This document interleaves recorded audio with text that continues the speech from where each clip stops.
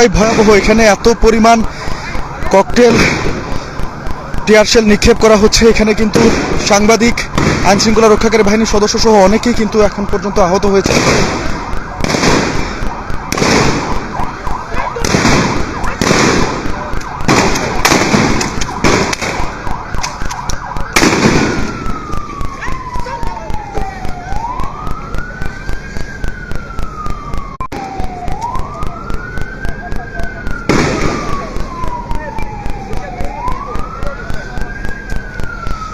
চতুর্দিক থেকে কিন্তু শিক্ষার্থীরা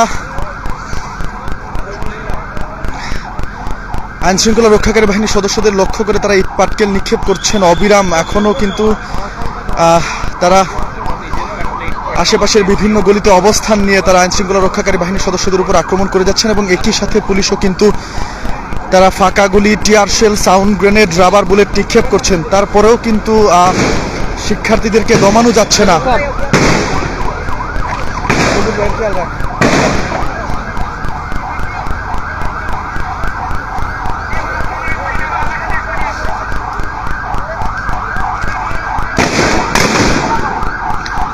কি ভয়ঙ্কর অবস্থা সিলেটের চৌহাট্টা পয়েন্টের, সেটি কিন্তু আপনারা দেখতে পাচ্ছেন। আসলে